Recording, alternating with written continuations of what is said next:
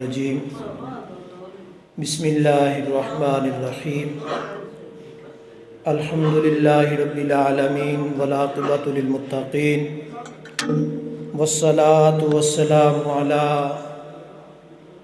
سید الانبیاء والمرسلین وعلی آلہ واصحابہ اجمعین اما بعد فاعوذ باللہ من الشیطان الرجیم بسم اللہ الرحمن الرحیم وَنُنَزِّلُ مِنَ الْقُرْآنِ مَا هُوَ شِفَاءٌ وَرَحْمَةٌ لِّلْمُؤْمِنِينَ صدق اللہ مولانا العظیم ان اللہ وملائکتہ یصلون علی النبی یا ایھا الذین آمنوا صلوا علیہ وسلموا تسلیما والصلاۃ والسلام علیک یا سیدی یا رسول اللہ وعلی آلک واصحابک یا سیدی یا حبیب اللہ مولاي صلی وسلم دائما ابدا علی حبیبک خیر الخلق کلہم۔ اللہ تبارک و تعالی جل جلالہ کی حمد و ثنا، درود حضور سرور کائنات مغفر موجودات زینت بزم کائنات امام الانبیاء جناب محمد مصطفیٰ صلی اللہ تعالی علیہ وآلہ واصحابہ وبارک وسلم کے دربار گہربار میں عرض کرنے کے بعد نہایت ہی واجب الاحترام معزز و محترم حاضرین و سامعین کرام،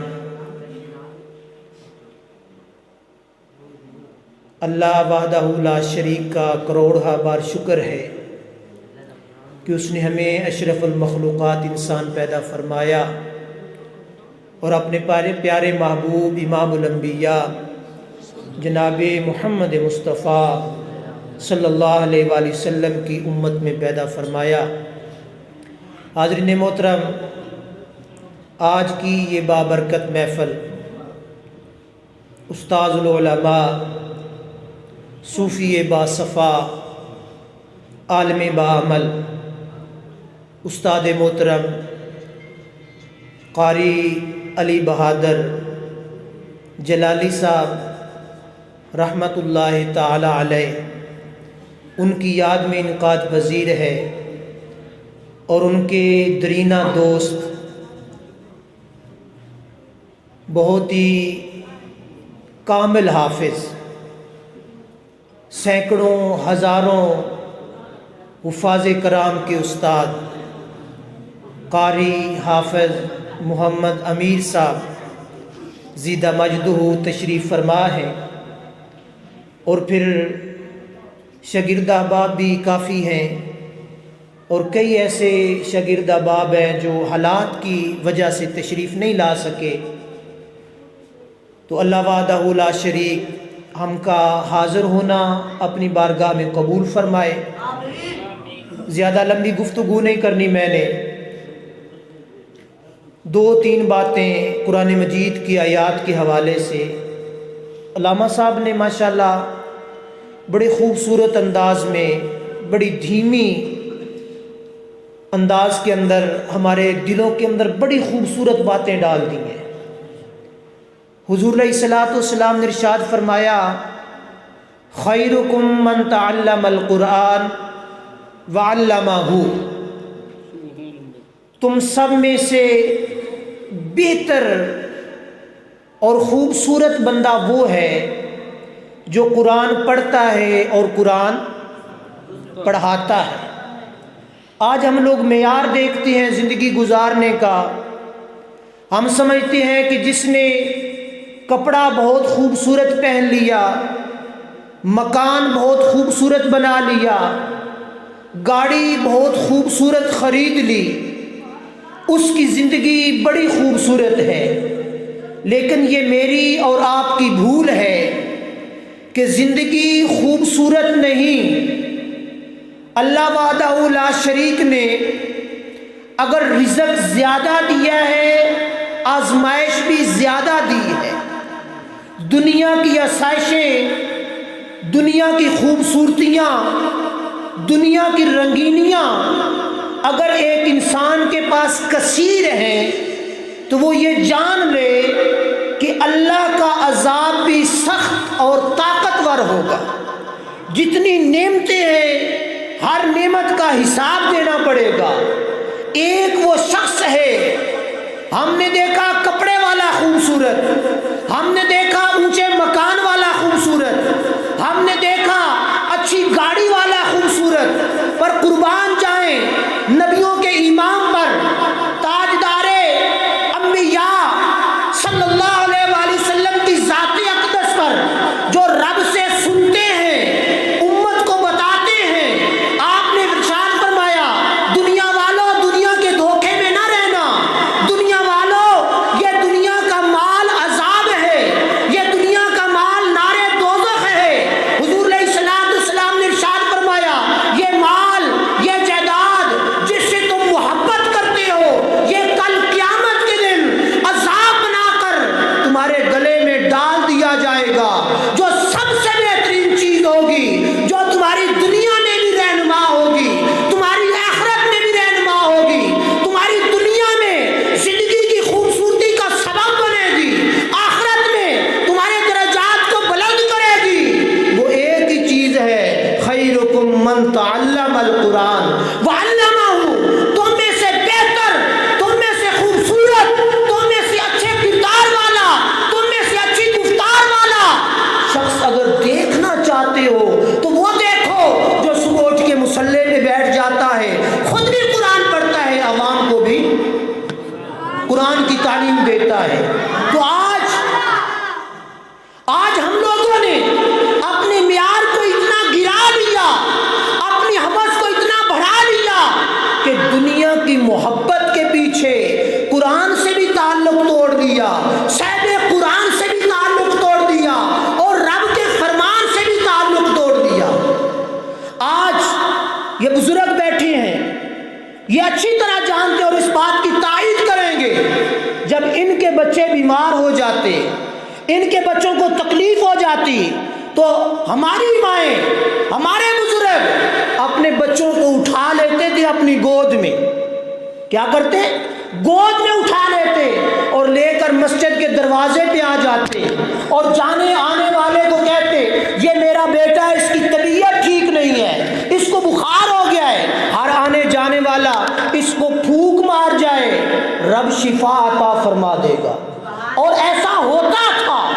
تو دیکھنا یہ پڑے گا کہ آج ہم لوگ بڑے تجھ کو احتشام کے ساتھ دم بھی کرواتے ہیں اور قرآن پڑھ کے پھونکتے بھی ہیں، لیکن قرآن ہماری اولاد پر اثر نہیں کرتا.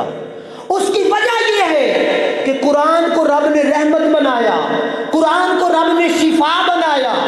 آج میں نے اور آپ نے اپنا ناطہ اور تعلق قرآن سے بھی توڑ لیا، صاحب قرآن سے بھی توڑ لیا.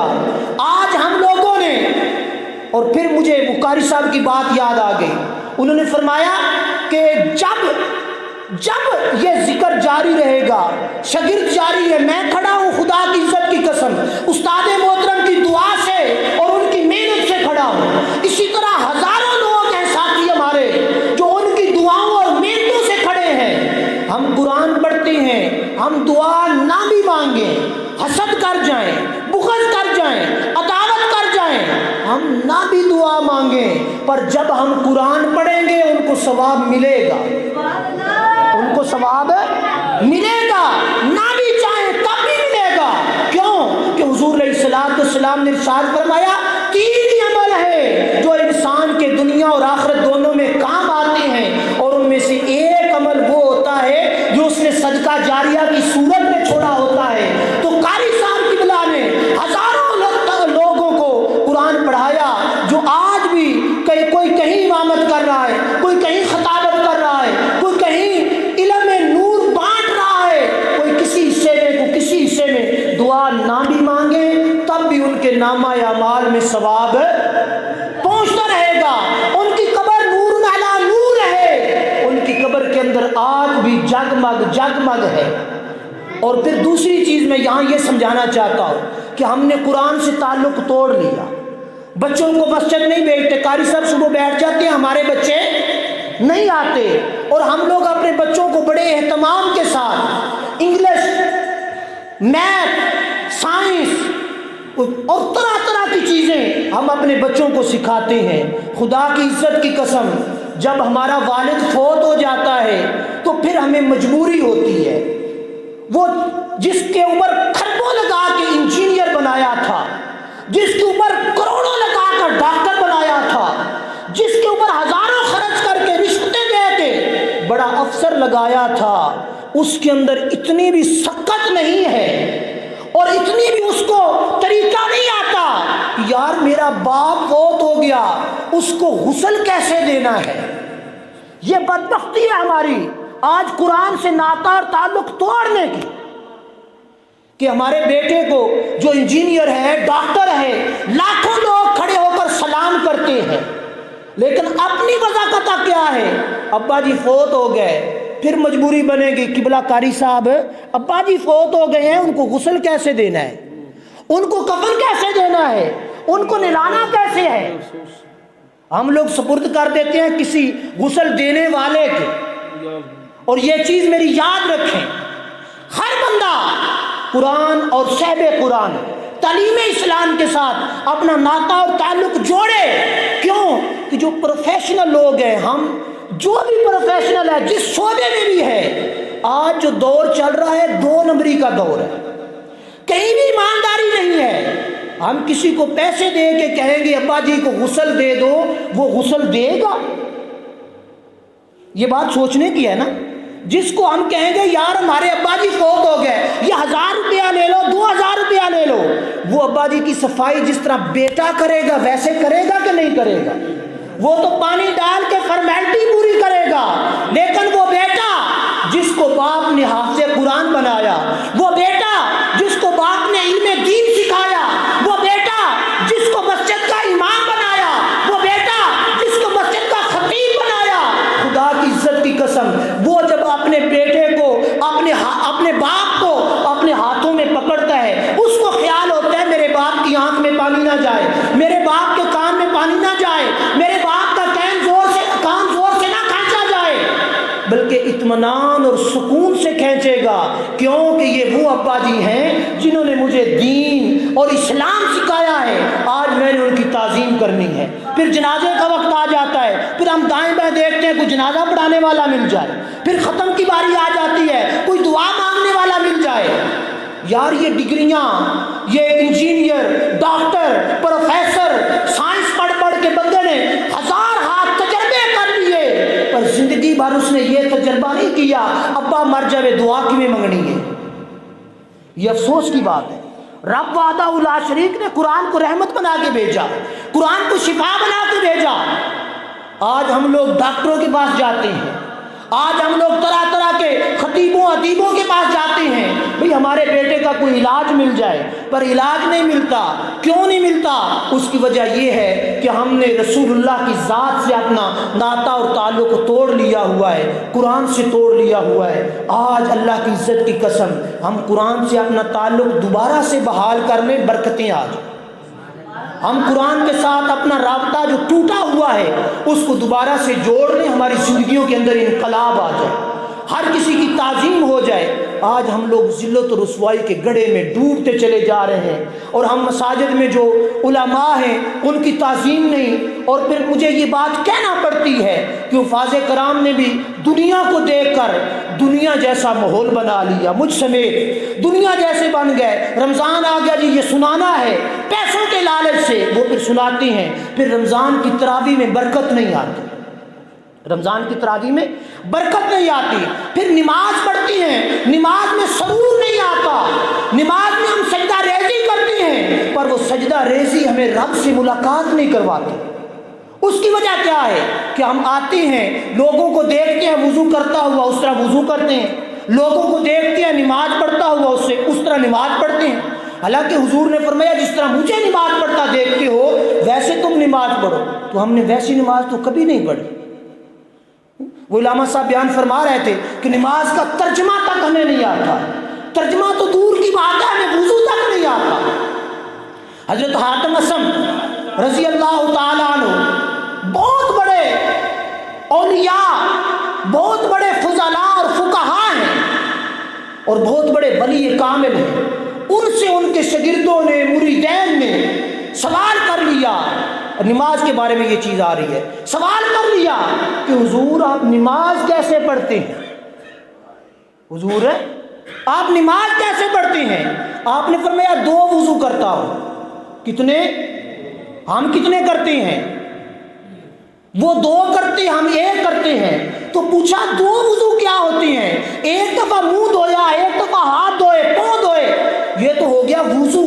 2 وضو کیا ہوتے ہیں؟ فرماتے ہیں کہ 1 وضو کرتا ہوں پانی سے، ہاتھوں کو دھوتا ہوں، ان کو ملتا ہوں، صابن لگاتا ہوں، ان کی پلیتی زہری اتار کر رب کی بارگاہ میں التجا کرتا ہوں، خالق و مالک تو غفور و رحیم ہے۔ یہ ہاتھ ساری زندگی حرام پکڑ کے منہ میں ڈالتے رہے، یہ ہاتھ تکلیف لوگوں کو دیتے رہے، لوگوں کو پریشان کرتے رہے، ان کی ظاہری پلیتی میں نے پانی سے دور کر دی ہے، باطنی پلیتی اپنے فضل سے دور کر دی۔ پھر میں سارے جسم کا اسی طرح وضو کرتا ہوں، وضو کر کے پھر مصلی پہ کھڑا ہو جاتا ہوں۔ کیا کرتا ہوں؟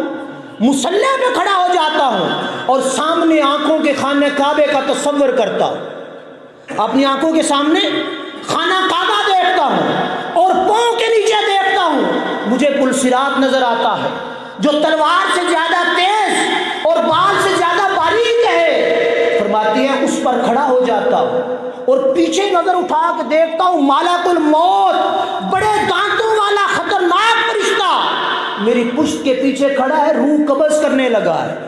دائیں نظر پڑتی ہے جنت کے خوبصورت محلات ہیں، بائیں نظر پڑتی ہے تو کیا ہوتا ہے؟ مجھے نظر آتا ہے دوزخ کی دہکتی ہوئی آگ ہے۔ پھر اس حال میں رب سے ہم کلام ہوتا ہوں، اس حال میں یعنی زندگی کی نماز کو زندگی کی آخری نماز سمجھ کر میں اس حال میں اللہ کے دربار میں کھڑا ہو جاتا ہوں کہ یہ ملک الموت میری روح قبض کر لے گا۔ جب روح قبض کرنے کا ڈر ہوگا پھر ہم مصلی پہ سر رکھ کے سبحان ربی الاعلی کہیں گے تو ہماری آواز عرش سے اوپر جائے۔ جب فکر کی ہو کہ ہم لوگ سبحان ربی الاعلی تو کہہ رہے ہیں پر باہر میرا دوست کھڑا ہے، سبحان ربی الاعلی تو کہہ رہے ہیں پٹھے بڑھنے والے نے، سبحان ربی الاعلی تو کہہ رہے ہیں مچھی چونے والیاں نے، سبحان ربی الاعلی تو کہہ رہے ہیں پانی لگانے والا ہے۔ یہ تصور ہوگا تو پھر سبحان ربی الاعلی مصلی پہ رہ جائے گا۔ جب یہ تصور ہوگا کہ میں رب کی بارگاہ میں آ گیا ہوں، زندگی کی آخری نماز ہے، یہ پڑھ کے بس خاتمہ ہے، پھر سبحان ربی الاعلی عرش اولا سے اوپر جائے گا۔ تو دوستو اپنا ناطہ اور تعلق قرآن اور صحب قرآن سے جوڑ لیں، زندگیوں کے اندر انشاءاللہ انقلاب آ جائے گا۔ اللہ پاک ہمیں عمل کی توفیق عطا فرمائے، آمین۔ وآخر دعوانا الحمدللہ رب العالمین۔